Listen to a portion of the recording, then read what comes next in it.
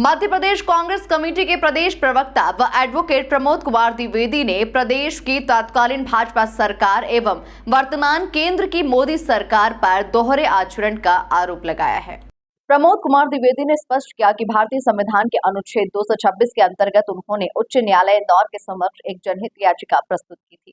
ये याचिका दिनांक 10 सितंबर 2015 को थाना विजयनगर पुलिस चौकी के अंतर्गत बीसीएम हाइट्स पर कुछ पुलिस जवानों ने तत्कालीन सीएसपी के साथ मिलकर पब पर कुछ सेना के जवानों के साथ मारपीट की। घटना के बाद लगभग 150 जवानों ने विजयनगर पुलिस चौकी फोड़ने व पुलिस कर्मियों से मारपीट की घटना की थी।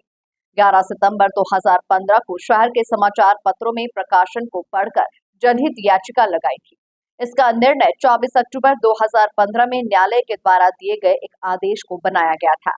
द्विवेदी ने आरोप लगाया कि सेना के मनोबल को बढ़ाने वाले इस निर्णय के खिलाफ मध्य प्रदेश की तत्कालीन सरकार सुप्रीम कोर्ट पहुंची और सुप्रीम कोर्ट ने मध्य प्रदेश सरकार के आवेदन पर निर्णय देकर सीबीआई के स्थान पर सीआईडी जांच कराने का आदेश दिया। अब जब जांच चल रही है तो सवाल वर्ष 2017 में उच्चतम न्यायालय ने सीबीआई की जगह सीआईडी जांच का आदेश दिया। सेना जवानों को सेना के द्वारा सजा दी गई, परंतु दोषी पुलिस अधिकारी बचे हुए हैं। एक के बदले 10 तो छोड़िए, सेना का मान भी गिराया, सेना की ज़मीनों पर लगातार कब्जे भी हो रहे हैं। मामला यह है कि 10/9/2015 को इंदौर के विजयनगर चौकी के पास बीसीएम हाइट्स में कुछ पुलिस के जवान भी खड़े थे। सेना के 4 जवानों से उनका विवाद हुआ। सेना के जवानों को उन्होंने पीटा। सेना के जवानों की पिटाई से कुपित होकर के मऊ से बहुत सारे सैनिक आए और उन्होंने पुलिस थाने को तोड़फोड़ किया। इस घटना का प्रकाशन जब समाचार पत्रों में हुआ तो मैंने याचिका लगाई। याचिका को ग्राह्य किया गया। याचिका में आदेश दिया गया 6 अप्रैल 2017 को कि इस पूरे मामले को सीबीआई डायरेक्टर टेक ओवर करें और दोषी पुलिस अधिकारियों को चिन्हित करें। पश्चात मध्य प्रदेश की सरकार सुप्रीम कोर्ट गई।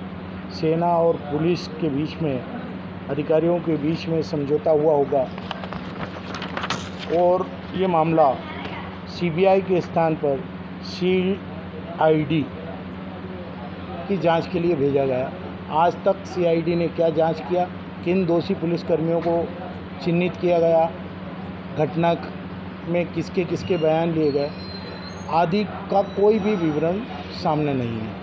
2017 से आज 2024 हो गए। इतने समय तक एक महत्वपूर्ण विषय को मध्य प्रदेश की सरकार ने और भारत की सरकार ने छिपा के रखा। सैनिक लगातार शहीद हो रहे हैं। कोई सी भी सरकार हो, सेना अपना जौहर दिखाती है भारत की जनता के लिए, भारत के तिरंगे की आन बान और शान के लिए। तो उनकी शान को कायम रखने के लिए कम से कम दोषी पुलिसकर्मियों की तो चिन्हित हो जाना था और उन्हें कोई सज़ा तो मिलना थी। उन 4 सेना के जवानों को जो जिनका कोई दोष नहीं था, लेकिन उन्हें सेना ने दंडित किया। इसी प्रकार से मैं सीधे सीधे आरोप लगा रहा हूँ कि सेना की ज़मीनों पर जो मिलिट्री तोपखाना है इंदौर में, ग्राम सिरपुर, खसरा नंबर 156/6, उस पर बारूद घर था। वो ज़मीन नजुल की ज़मीन बता करके इंदौर के प्रशासन ने जनशक्ति गृह निर्माण संस्था को दे दी।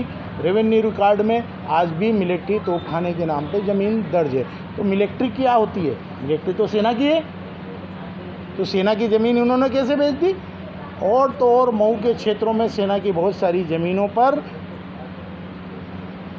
कब्जे हो गए हैं, कॉलोनियाँ कट गई हैं। यहाँ पर जिस तरीके से तत्कालीन निगम आयुक्त जो अभी वर्तमान में इंदौर में कलेक्टर हैं, वो उस समय निगम आयुक्त थे।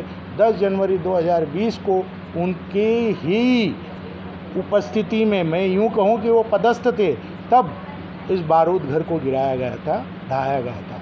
क्यों नहीं कार्रवाई हुई? और अभी जब इसकी पूरी शिकायत रक्षा मंत्रालय को, गृह मंत्रालय को, भारत सरकार को, सेना को, मिलिट्री विभाग को, इन सब को की जा चुकी है। यहाँ तक कि मऊ के सेना मुख्यालय में भी की जा चुकी है, आज तक कोई कार्रवाई नहीं हुई। इस प्रकार से ये सरकार सेना के मान और सम्मान को धूल दूषित कर रही है। ये सरकार विरोधी देशों में तो सेना के मान और सम्मान के लिए जो भी प्रयास कर रही है वो अलग विषय है, लेकिन देश में सेना के मान और सम्मान को कायम रखने में असफल है। सेना की ज़मीनों पर भूमाफिया जो भारतीय जनता पार्टी से जुड़े हुए हैं, एन केन प्रकारेण वो नकली कागजातों के आधार पर या शासकीय अधिकारियों की मिलीभगत के आधार पर काबिज हो रहे हैं। मेरा सीधा सीधा आरोप ये है। बहरहाल उन्होंने वर्तमान की राज्य व केंद्र की मोदी सरकार पर दोहरे आचरण का आरोप लगाया है। इंदौर से द नेशन टाइम की रिपोर्ट।